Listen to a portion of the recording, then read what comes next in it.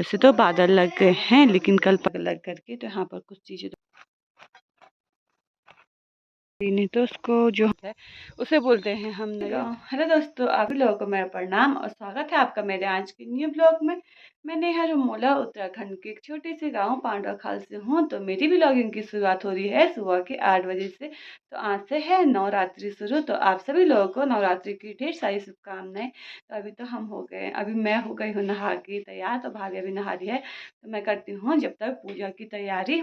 आप लोगों के साथ भी करते हैं कि थोड़ा बहुत आजकल वैसे या सोच कर मैंने है, काम भी इतना सारा होता है और घर का काम भी होता है, तो पूजा करने में थोड़ा टाइम लग जाता है। इसे सुबह से थोड़ा टाइम लग गया है और देर हो गई है, 8 बज चुके हैं सुबह के। करती हूँ तैयारी। किनसे क्या कर रही की तैयारी, इतने सारे सामान है कि अलग अलग करके। तो यहाँ पर कुछ चीज़ें तो मैंने रख दी है, भाई भी आएगी तब जाके हम और तैयारी करती हूँ। जब तक मैं थोड़ा बहुत तैयारी कर लेती हूँ। क्या है वो? क्या है वो? हाँ जेम छो। तैयारी भी हो गई है अब। और जो जो सामान हम लेके आए थे, जितना जितना हमें आता है उतना उतना हमने तो रख दिया है। और यहाँ पर थाली भी हो गई है और भाई भी आ गई है अभी। पूजा भी हो गई है। और यहाँ पर हमने इस बार जो जो जमाने के रखा है, पहले भी रखा था और इस बार भी। तो यहाँ पर कलश की स्थापना भी हो गई और फल श्रृंगार वगैरह। तो हमारी पूजा हो गई है। देखते हैं। हाय किनसे कर दे, 300 आदमी शक्ल ऐसे बना दी कि पिठाई से क्या कर दिया ये। हाँ आ जा। हाँ तो यहाँ पर चाची लोग भी हो गए। चल ठीक बढ़िया। दादी है तो चाची कहाँ से आई? चेपूंगा ना बूताना की, क्यों मैं बूताना की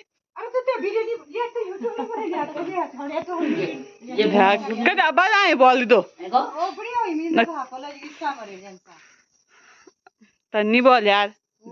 गंदी बात, गंदी बात, क्या गंदी बात। Bye bye bye.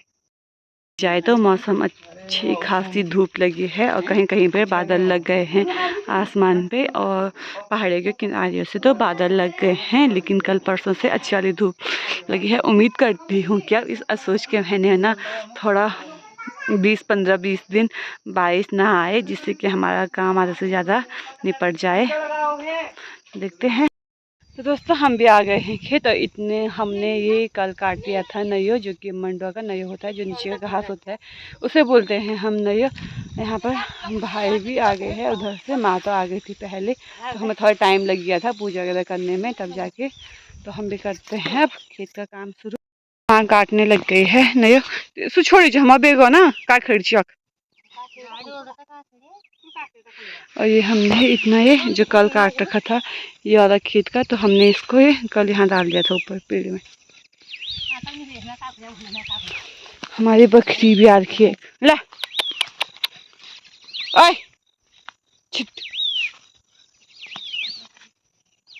हाँ मैं भी काटती हूँ इसको। अब ऊपर का काट रही है चाची।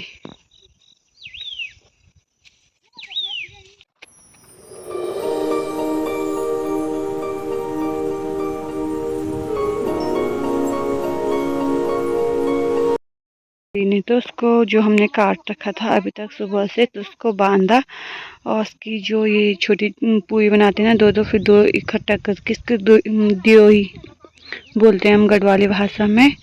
तो ये एक जैसे कि एक पैर वो पेड़ में डालने के लिए, एक पैर इधर को एक पैर उधर को डालने के लिए हो जाते हैं। तो भाभी माँ चले गई है पेड़ में और भाभी गई है, भाभी दे रही है नीचे से। देखो काम काज भी शुरू। अब बक्सी भी साथ में चढ़ी घास खा रही है, उसको भी अच्छे ही और खाए।